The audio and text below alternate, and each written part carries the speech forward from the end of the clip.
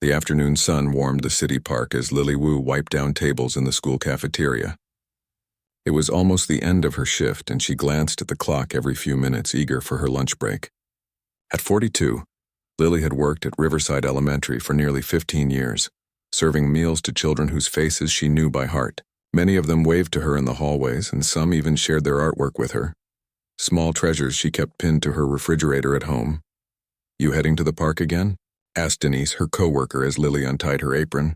Lily nodded with a small smile. "The weather's too nice to stay inside." What she didn't mention was the real reason she had been spending her lunch breaks at Westside Park for the past 3 weeks. The city had installed a public piano under a wooden pavilion as part of an arts initiative.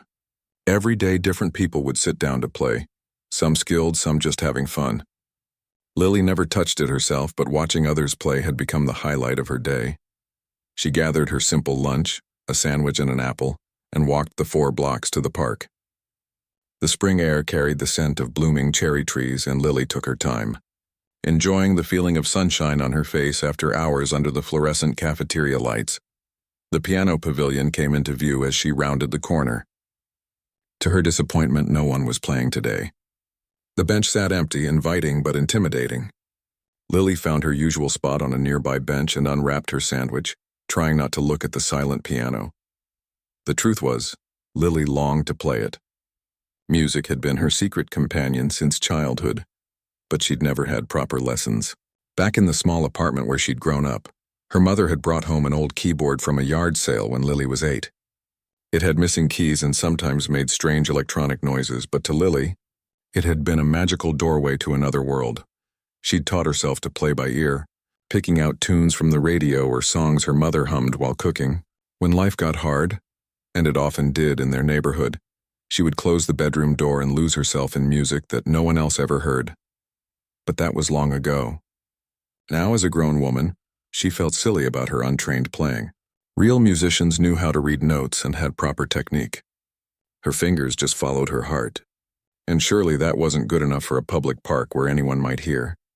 Lily was so lost in thought that she didn't notice the tall man who had stopped near the piano pavilion. He stood watching her with a curious expression, his tailored coat and polished shoes marking him as someone who probably didn't spend much time in this working-class neighborhood. Anton Novak had been walking to clear his mind before tonight's performance. As one of the most celebrated pianists in the world, he was used to the pressure of sold-out concert halls. But something about this particular tour had left him feeling empty. 6 countries in 8 weeks playing the same perfect notes to the same polite applause. Somewhere along the way, he'd lost the joy that had once driven him to music. His agent had insisted he rest before tonight's concert, but the hotel room felt suffocating. So he'd slipped out for a walk, no destination in mind, until he found himself in this neighborhood park with its unexpected piano. What caught Anton's attention wasn't the piano itself, but the way the woman on the bench was looking at it, with longing so intense it was almost visible. He'd seen that look before in himself decades ago when pianos were still mysterious creatures he was just beginning to understand. Making a sudden decision, Anton approached her. "Beautiful day to be outside," he said, his accent softening the words. Lily looked up, startled. "Yes, it is," she replied, automatically shifting to make room on her bench, though he hadn't asked to sit. "I couldn't help noticing you watching the piano," Anton said, gesturing toward the pavilion. "Do you play?" Lily felt her cheeks warm. "Oh no, not really. I mean, not properly." "What does properly mean?" Anton asked, his head tilting slightly. There was something kind in his eyes that made Lily answer honestly. "I never had lessons. I just play by ear sometimes at home. Nothing special," Anton smiled. "The most beautiful music I've ever heard came from people who never had a formal lesson in their lives." He extended his hand. "I'm Anton." "Lily," she replied, shaking his hand briefly. She didn't recognize him, and Anton found this refreshing. For once he wasn't the great Anton Novak, but just a stranger in a park. "Would you play something?" "Just for fun?" he asked, nodding toward the piano. Lily nearly choked on her apple. "Me, no, I couldn't, not with someone listening." "Why not?" "Because," Lily searched for words, "because I'd make mistakes. Because I don't know what I'm doing. Because it's embarrassing." Anton considered this. "When was the last time you did something just because it brought you joy without worrying what anyone thought?" The question caught Lily off guard. She couldn't remember. Look, Anton continued, I've spent my whole life around pianos. That one is sitting there in the sunshine, waiting for someone who actually wants to play it. Not to perform or impress anyone, just to make music because it feels good. When Lily didn't respond, he added, I'll make you a deal. If you play one song, anything at all, I'll tell you a secret about music that most trained pianists never learn. Lily found herself standing, her lunch forgotten on the bench. What if other people come by? Anton shrugged. Then they'll have the pleasure of hearing music in the park on a beautiful day. Come on, what do you have to lose? Walking toward the pavilion felt like moving through water. Lily could feel her heart pounding as she sat on the bench, her fingers hovering over the keys. Anton stood a respectful distance away, giving her space. Close your eyes, he suggested gently. Pretend you're alone. Lily took a deep breath and closed her eyes. For a moment, she was back in her childhood bedroom with the second-hand keyboard. Her fingers found a melody she'd loved for years, a simple folk song her grandmother used to sing. The first notes were hesitant, almost apologetic. But then something happened. The feeling of the real piano keys beneath her fingers, so much more responsive than her cheap electronic keyboard at home, awakened something in her. The melody grew stronger, and without thinking, her left hand found harmonies to support it. She forgot about Anton, forgot about the park. Her fingers remembered things her mind didn't even know it knew. The song transformed, picking up tempo here, growing softer there as if it were a living thing with its own desires. When she finally opened her eyes, Lily was shocked to see that a small group of people had gathered at a respectful distance. A mother with a stroller, an elderly man with a dog, 2 teenagers who had removed their earbuds to listen, and Anton, the kind stranger, was staring at her with an expression she couldn't quite read. I'm sorry, she said quickly, starting to stand. I got carried away. Don't apologize, Anton said, his voice strange. He seemed to be searching for the right word. That was real. A woman from the small crowd stepped forward. That was beautiful. Do you play here often? No, this is my first time, Lily admitted, embarrassment and pride battling inside her. You should come back, said the woman warmly. As the small crowd dispersed, Anton sat beside Lily on the piano bench. You have a gift, he said simply. Lily laughed nervously. I made at least a dozen mistakes. Technical mistakes, maybe. But you have something many technically perfect pianists would give anything for. What's that? Authenticity. You play from somewhere deep and true. Anton paused. I haven't heard playing like that in a very long time. Lily didn't know how to respond to such praise from a stranger. You said you'd tell me a secret about music, she reminded him. Anton smiled. So I did. He looked out at the park, gathering his thoughts. The secret is that music doesn't live in the notes on a page or even in perfect technique. It lives in the space between heartbeats, in that place where you forget yourself and become the vessel for something larger. He turned to look at her directly. What you just did? That's what music is actually for, not for concert halls or recordings or impressing critics. It's for making time stop for a few minutes and reminding us all that there's beauty in being human. A text alert chimed from Anton's pocket. He checked his phone and sighed. I have to go. But I wonder, yes? Lily asked. Would you mind if I recorded you playing something? Just on my phone. I'd like to listen again. The old Lily would have refused immediately. But something had shifted in the past few minutes. She nodded and turned back to the keys. Just one more song. As she began to play again, Anton quietly took out his phone, his eyes never leaving her hands. Neither of them could have guessed how this simple moment would change both their lives forever. Lily's fingers danced across the keys with growing confidence as she played her second song for Anton. This time, she chose a melody that had always lived in her head, something she'd composed herself over the years but had never shared with anyone. It flowed from simple to complex and back again, like a conversation between old friends. When she finished, Anton sat in silence for several seconds, his phone still recording. Did you write that? He finally asked. Lily nodded, suddenly shy again. It's just something I play at home sometimes. It doesn't have a name. Anton put his phone away carefully as if it now contained something precious. It should. It deserves one. He checked his watch and stood reluctantly. I really do have to go now. Thank you for playing. As he turned to leave, Lily called after him. "Wait, you never told me why you care so much about piano music." Anton smiled. "Because it's my life." He handed her a small card. "If you ever want to talk more about music, you can reach me here." Lily watched him walk away, then glanced down at the card. Her eyes widened as she read, Anton Novak, concert pianist. Below was an elegant logo for the National Symphony Orchestra. With shaking hands, she pulled out her phone and searched his name. Hundreds of results appeared instantly. Videos, articles, reviews. Anton Novak wasn't just any pianist. He was one of the most celebrated classical musicians in the world. And tonight, according to the city's events calendar, he was performing at the Grand Concert Hall downtown. "Oh my goodness," Lily whispered to herself, her face burning with embarrassment. She had played her amateur music for a world-class musician, and he had been kind enough not to laugh. The rest of Lily's workday passed in a daze. She moved through her afternoon duties mechanically, replaying the park encounter in her mind. By closing time, she had convinced herself that Anton had only been polite out of pity. "You seem distracted," Denise commented as they cleaned the kitchen. "Everything okay?" Lily nearly told her about the famous pianist but stopped herself. The story sounded unbelievable even to her own ears. "Just tired," she replied instead. That evening, Lily sat in her small apartment staring at Anton's card. On an impulse, she searched for videos of his performances. She watched, mesmerized as his hands flew across the keyboard with impossible precision, creating sounds more complex and beautiful than anything she could imagine producing.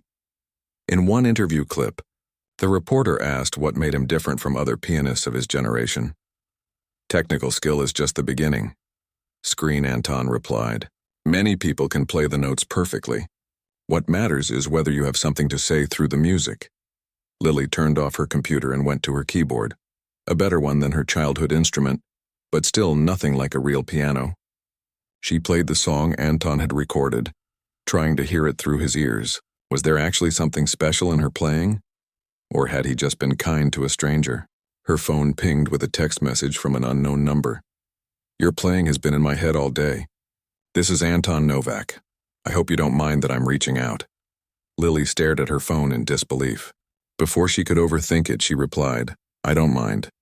I'm still embarrassed that I played such simple music for someone like you." 3 dots appeared, then, "Don't be. Your music wasn't simple, it was honest. That's rare and valuable." They exchanged a few more messages, and then Anton wrote something that made Lily's heart skip. "I have an extra ticket for my concert tomorrow night. Would you like to come? I understand if it's not your thing."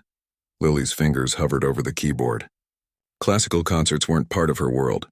She'd feel out of place, underdressed, confused by music she didn't understand. But curiosity won out. "I'd like that," she typed. "But I don't know anything about classical music." "Even better," came the reply. "Fresh ears. I'll leave a ticket at will call under your name." The next day crawled by. Lily found herself paying extra attention to her appearance, wearing her one good dress to work and bringing makeup to apply before heading to the concert hall. Denise noticed immediately. "Hot date tonight?" she teased. "Not exactly," Lily replied. "I'm going to a concert. Anybody I know?" "Classical music.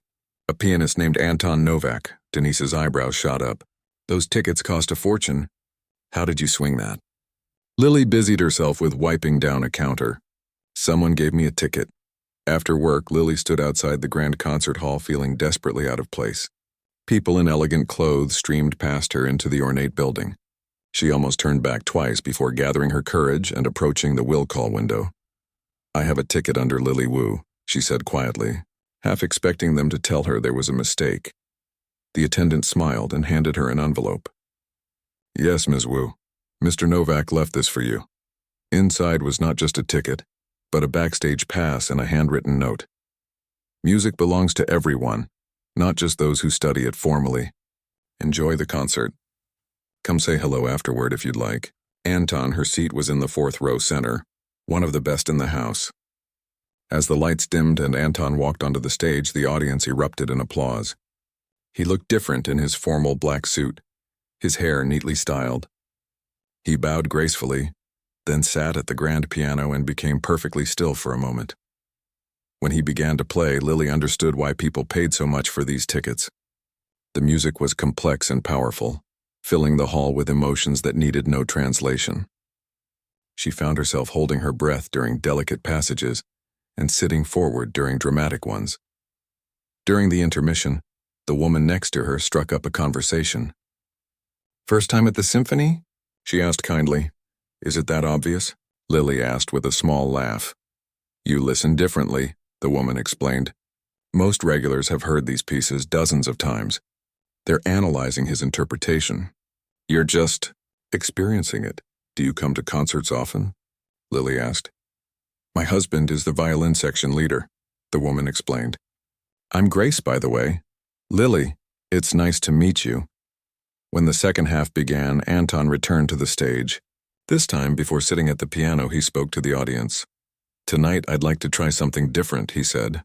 "Earlier today, I heard a piece of music that has stayed with me. With the composer's permission, I'd like to share my interpretation of it with you now." Lily froze as the first notes filled the hall.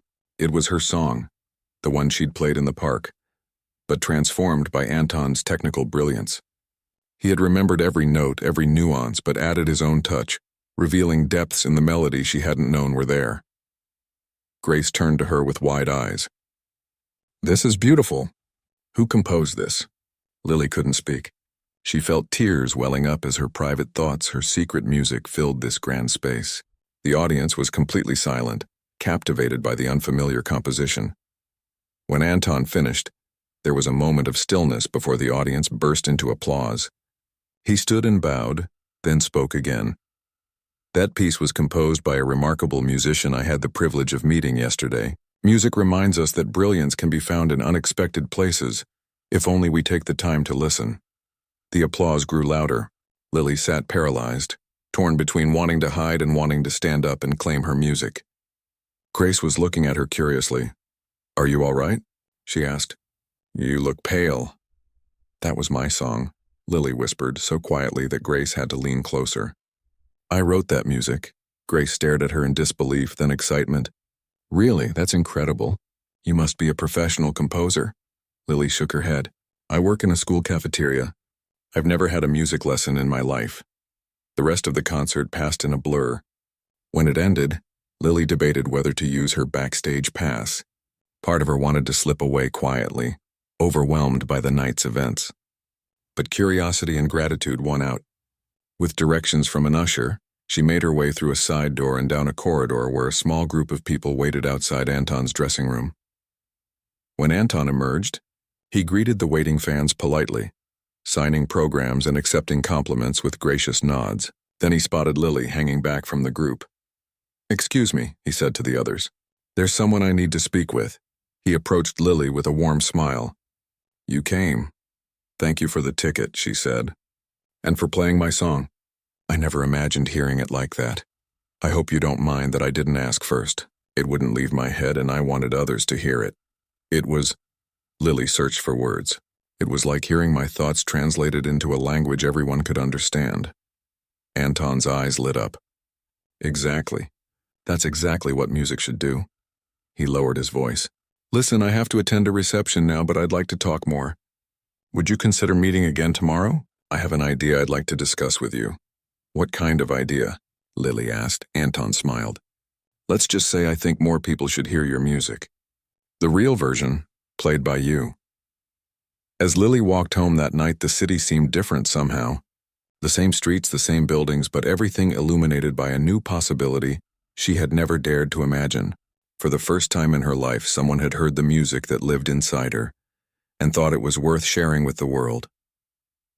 The next morning, Lily woke up wondering if she'd dreamed the whole thing, but Anton's concert ticket stub on her nightstand proved it had all been real. She'd barely slept, replaying the moment when her simple melody had filled the grand concert hall, transformed by Anton's skilled hands. Her phone buzzed with a text from Anton suggesting they meet at a small cafe near the park at noon.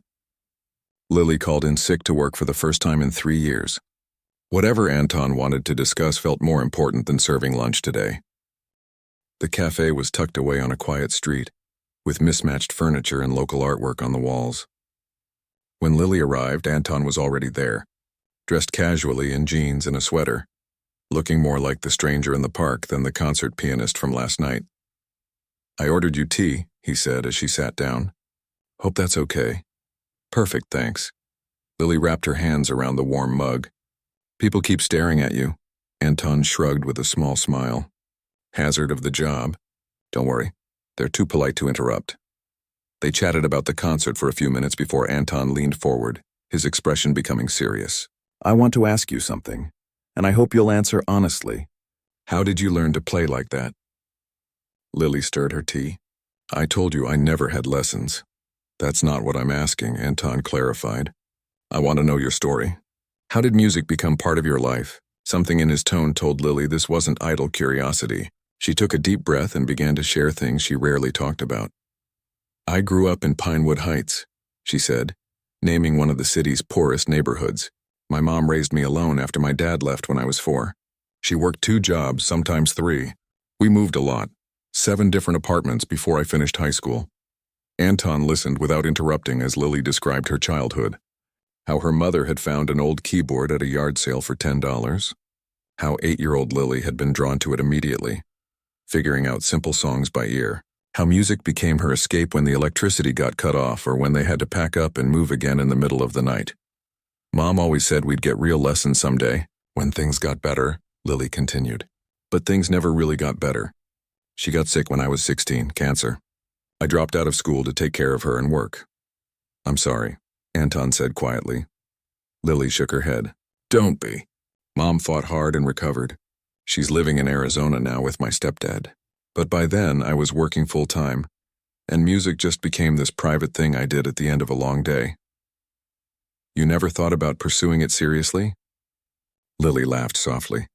"People like me don't become musicians, Anton. We become practical. I'm good at my job. The kids at school count on me being there every day. Music is just a hobby." Anton was quiet for a moment, considering her words. "May I show you something?" He pulled out his tablet and opened a video file. It was the recording he'd made of Lily playing in the park. The angle wasn't great, he'd been trying to be discreet, but the sound was clear. "Watch this," he said, handing her the tablet. Lily felt strange watching herself play. Her posture was all wrong, her technique clearly self-taught, but as the piece progressed, she could see her body relaxing, becoming one with the music. "Now watch this," Anton said, opening a second video. It was from a documentary about him, showing Anton performing at a prestigious venue in Europe. The camera focused on his face as he played, the same expression of complete absorption that Lily had just seen in herself. "Do you see it?" Anton asked. "That moment when the musician disappears and only the music remains? That can't be taught. Some of my colleagues at the conservatory spent decades trying to achieve what you do naturally." Lily handed back the tablet, uncomfortable with the comparison. "But I make so many mistakes." "Technique can be learned," Anton dismissed with a wave of his hand. "What you have is much rarer. Do you know why your song stayed with me? Because it was honest. No pretension, no showing off, just pure emotional truth." He pulled out his phone and showed her something else, a social media post. It was a clip from last night's concert where he'd played her composition. The comment section was filled with people asking about the beautiful unknown piece. 15,000 views already, Anton said. "People connect with authenticity. They can feel when music comes from a real place." Lily felt overwhelmed. "What exactly are you suggesting here?" Anton put down his phone. "I'm not entirely sure yet, but I think your music deserves to be heard, and I think you have gifts that shouldn't remain hidden. I'm 42 years old, Anton. It's a little late to become a pianist." "Who said anything about becoming a pianist? I'm talking about being who you already are, just with a wider audience." He explained that he was staying in the city for another week before his tour continued. He had connections at a small recording studio where they could professionally capture Lily's playing. No pressure, no contracts, just an opportunity to document her music. "And then what?" Lily asked. "And then we see what happens," Anton replied. "Maybe nothing. Maybe something unexpected." Lily stirred her tea, which had gone cold. "Why are you doing this?" "You barely know me." Anton looked out the window for a long moment. When he turned back, his expression was different, more vulnerable than she'd seen before. "Can I tell you something I don't share in interviews?" he asked. When Lily nodded, he continued, I've been playing piano since I was 3 years old. By 6, I was performing in competitions. By 12, I was touring internationally. That's amazing, Lily said. It was my life, Anton corrected. But lately I've been wondering if I ever actually chose it. Don't misunderstand, I love music. But sometimes I think about what might have happened if I'd been allowed to discover it on my own terms. The way you did. He tapped his fingers on the table, a pianist's habit. Over the past few years, I've felt something slipping away. The joy, the surprise of it. Everything so polished, so expected.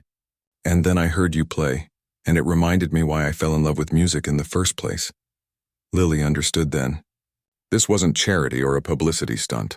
Anton was searching for something he'd lost, and somehow, her amateur playing had pointed the way back. What would I have to do? She asked. Just play. Be yourself. Let me worry about the rest. After leaving the cafe, they walked to the park again. The piano pavilion was occupied by a young father teaching his daughter heart and soul, both laughing as they missed notes. That's what it's all about, Anton said, watching them. Connection, joy, not perfection. My mom used to say music is how the heart talks when words aren't enough, Lily replied. Anton smiled. Your mom sounds wise. They arranged to meet at the recording studio the following afternoon. Anton gave her the address and suggested she prepare 3 or 4 pieces she felt comfortable playing. What should I wear? Lily asked, suddenly nervous about the prospect. Whatever makes you feel like yourself, Anton replied. This isn't a performance. It's just about capturing your music honestly. That night, Lily sat at her keyboard for hours, playing through the songs that had kept her company through the years. Some were her own compositions, melodies that had emerged during quiet evenings alone. Others were pieces she'd learned by ear, folk songs, movie themes, even classical pieces she'd painstakingly figured out note by note. She called her mother in Arizona, something she usually did only on weekends. You sound different, her mother said immediately. What's going on? Lily hesitated, then told her everything.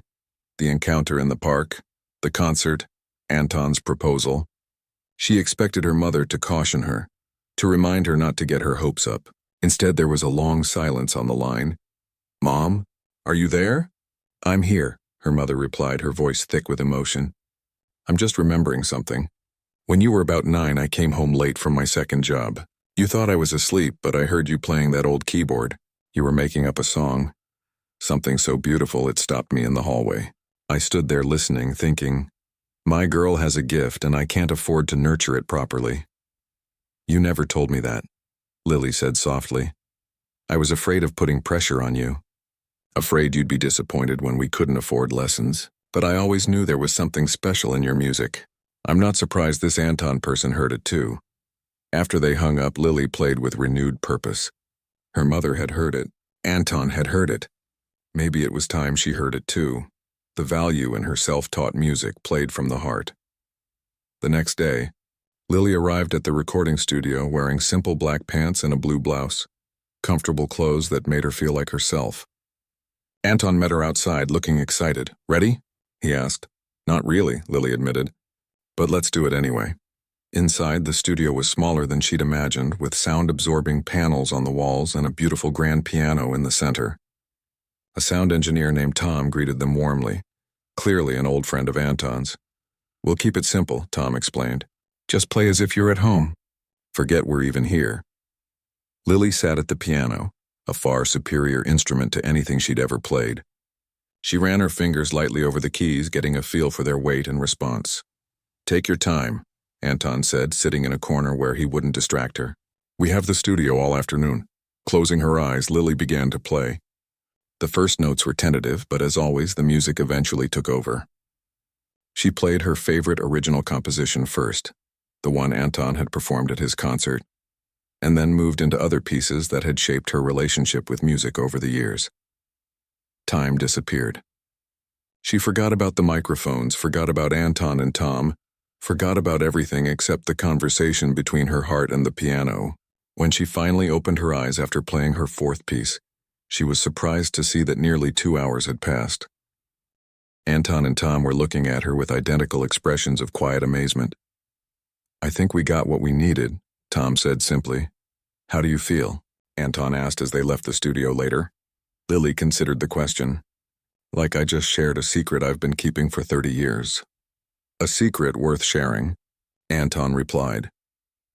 Neither of them could have predicted how far that secret would travel in the days to come. 3 days after the recording session, Lily was serving lunch to a line of hungry fourth graders when her phone began buzzing nonstop in her pocket. She couldn't check it until her break, and by then she had 27 missed calls and dozens of notifications.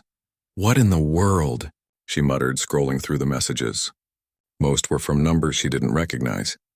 There were also several emails from addresses ending in .com domains she'd heard of, but never interacted with. Music blogs, news outlets, even a radio station. She finally found a text from Anton. Call me when you can. It's happening faster than I expected. During her lunch break, Lily found a quiet corner of the staff room and called him back. Anton, what's going on? My phone won't stop buzzing. I posted your recording online last night, he explained. Just on my personal social media. I thought a few of my followers might appreciate it. I didn't expect this. What exactly is this? Lily asked, a note of worry in her voice. Your music is going viral, Lily. The video has over 2 million views already. People are asking who you are, where they can hear more. I've had calls from music producers, record labels, even a film composer looking for collaboration. Lily sat down heavily. I don't understand. It's just me playing piano badly. Stop saying that, Anton said firmly. The response proves what I've been telling you. Your music connects with people. It feels real to them. He explained that after getting her permission to record her playing, he'd also gotten her agreement to share it, though neither of them had anticipated this level of interest. The video was simple. Just Lily at the piano, lost in her music with no fancy editing or effects. The title read only, The Cafeteria Worker Who Changed How I Think About Music. Listen. I need to see this, Lily said. Check your email. I sent you the link. Lily opened the video with shaking hands. There she was, in her ordinary clothes, her hair pulled back in its usual practical style, playing the piano with her eyes closed. The camera occasionally moved to capture her face, the expressions of joy, melancholy, and peace that passed over it as she played. The comments section was overwhelming. Who is this woman? Her music made me cry, and I don't know why. I've been playing classical piano for 20 years and would trade all my technique for whatever she has. This is what music sounded like before it became an industry. Please, tell me there's an album coming. One comment in particular caught her eye. My daughter has been taking piano lessons for 3 years and hating every minute. After watching this, she sat down and started playing for fun for the first time. Thank you, whoever you are. Lily looked up from her phone, feeling dizzy. What am I supposed to do with this? That's entirely up to you, Anton replied. You can ignore it all and go back to your life. You can release the recordings we made. You can do more. You can do less. The point is, for the first time, you have choices. I need to think, Lily said. Can I call you later? After hanging up, Lily went through the rest of her workday in a daze. The familiar routine of serving food, wiping tables, and chatting with children felt surreal now, as if it belonged to someone else's life. By the end of her shift, 3 of her co-workers had seen the video and were looking at her differently. Why didn't you tell us you could play like that? Denise asked, both accusatory and awed. I didn't think it mattered, Lily replied honestly. She walked home slowly, trying to process everything. Her phone continued to buzz with notifications, but she ignored them, needing space to think. When she reached her apartment building, she was surprised to find a news van parked outside. A reporter and cameraman stood by the entrance. Lily turned and walked in the opposite direction. She wasn't ready for this. She found herself heading toward the park, toward the piano pavilion that had started it all. To her relief, the pavilion was empty. Lily sat at the public piano, running her fingers over the keys without pressing them. This humble instrument had changed the course of her life in less than a week. Thought I might find you here, came a voice behind her. It was Anton. How did you know? Lily asked. Just a guess. He sat beside her on the bench. Reporters showed up at your apartment? Lily nodded. How did they even find me? People are resourceful when they're curious. I'm sorry, I didn't think it would explode this quickly.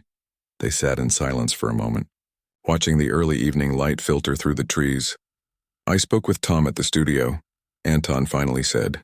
"He's finished mixing the recordings we made. They sound beautiful, Lily, pure and honest, just like you're playing. What happens if we release them? Best case? People love them. You build a following. Maybe performance opportunities if you want them. Worst case? The internet's attention moves on to something else, and you go back to normal life with some nice recordings of your music." Lily thought about her mother, who had sacrificed so much and never been able to give her daughter music lessons. She thought about the child whose comments she'd read, who had found joy in piano after watching her play. She thought about her own private relationship with music, kept hidden for so many years. "I'm not sure I want my life to change," she admitted. "Who says it has to?" Anton countered. "You're in control here. You can share your music without giving up who you are."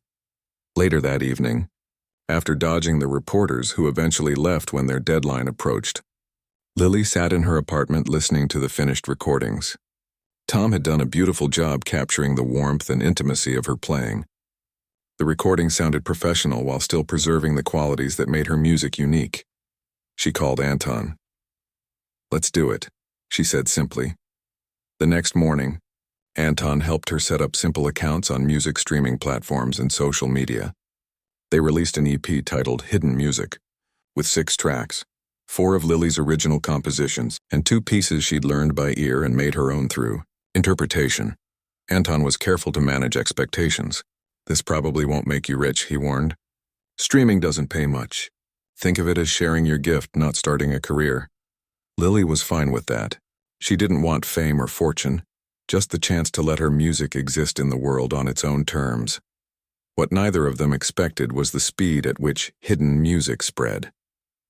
Within days, her songs were being shared by celebrities, featured on influential playlists, and discussed in music forums. Music critics from major publications wrote thoughtful pieces about the refreshing authenticity and unfiltered emotional clarity of her work. The story of the cafeteria worker whose hidden talent was discovered by a famous concert pianist proved irresistible to the media. Soon, interview requests were pouring in. Lily declined most of them, agreeing only to a single print interview with a journalist who promised to focus on the music, rather than turning her life into a fairy tale. When the article came out, it was respectful and thoughtful, exploring Lily's relationship with music and her unconventional path. The writer noted, "In an industry obsessed with youth, image, and technical perfection, Wu's emergence challenges our understanding of what makes music valuable. Her playing reminds us that emotional truth can be more powerful than flawless execution." The principal at Lily's school called her into his office one morning. She went nervously, unsure if her sudden notoriety was causing problems. "I've been hearing your music everywhere," he said when she sat down. "My wife plays it while cooking dinner. My teenage son added it to his study playlist, and apparently the kids in music class have been asking about you." "I'm sorry if it's disruptive," Lily began. The principal shook his head. "Quite the opposite. I think it's wonderful, and it gave me an idea." He leaned forward. "Our music program has been struggling since budget cuts 3 years ago. We haven't been able to afford a dedicated music teacher. I was wondering if you might consider splitting your time. Mornings in the cafeteria, afternoons teaching basic piano to interested students." Lily stared at him in surprise. "But I'm not qualified. I don't have a teaching degree or formal training." "Sometimes experience matters more than credentials," he replied. "These kids don't need a concert pianist. They need someone who can show them that music belongs to everyone, not just those who can afford private lessons." The offer was unexpected, but intriguing. Lily asked for time to think about it, though in her heart she already knew her answer. That weekend, she received a video call from her mother and stepfather in Arizona. They were beaming with pride. "We heard your music playing at the grocery store," her mother exclaimed. "My daughter on the radio. I always knew you had something special in you." "I wish you could have had proper lessons," Lily said, the old regret surfacing. Her mother shook her head firmly. "Maybe this happened exactly as it was supposed to. If you'd learned the right way, who knows if you'd still play with that same heart. Some gifts develop best in their own time, in their own way." As her mother spoke, Lily felt something shift inside her, the last traces of shame about her self-taught status falling away. Her journey with music had been unusual, but it was hers. and now somehow it belonged to others too. The next day she met Anton at the cafe where they'd had their first real conversation. He was leaving town soon, continuing his concert tour, but had become a genuine friend through this strange shared adventure. "I got another call from a record label," he told her. "They're interested in a full album. What do you think I should do?" Lily asked. Anton smiled. "I think you should keep being exactly who you are.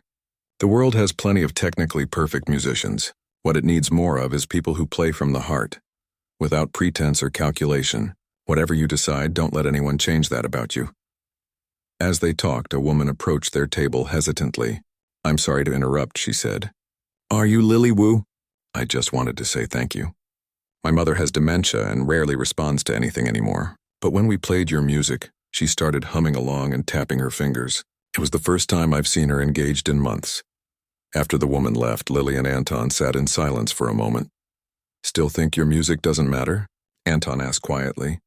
Lily shook her head, tears in her eyes. Whatever happened next, whether her music remained popular or faded into obscurity, she now understood its value. Not measured in streams or downloads or critical acclaim, but in moments of genuine human connection. 6 months had passed since the day Anton Novak had asked a cafeteria worker to play the piano in the park. In that time, Lily Wu's life had changed in ways she never could have imagined, though not in the ways most people might expect. She still lived in the same apartment. She still worked at Riverside Elementary, though now she split her time between the cafeteria and the music room. And she still played the piano every evening, not for an audience or for recordings, but simply because it was how her heart spoke. What had changed was how she saw herself, and how others saw her. On a crisp autumn afternoon, Lily stood in the school auditorium watching as a group of children arranged chairs for tonight's event. The sign outside read, "Community Music Night, everyone welcome." "Ms. Wu, should we put the piano here?" asked Zoe, a 4th grader who had been one of Lily's first piano students. "That's perfect," Lily confirmed. "And remember, you don't have to perform if you get too nervous. Just sitting with us is enough." Zoe nodded seriously. "I want to try. I practiced a lot." When Lily had accepted the principal's offer to teach basic piano, she'd had no curriculum, no teaching experience, and no formal training herself. What she did have was patience, enthusiasm, and the ability to show children that music could be a joy rather than a chore. Her approach was unconventional. Instead of starting with scales and theory, she taught the children to play simple songs they loved. She encouraged them to experiment, to make mistakes, to find their own relationship with music. Only after they'd discovered the pleasure of playing did she introduce the technical elements that would help them improve. To everyone's surprise, the program flourished. Children who had never shown interest in music before were asking to join.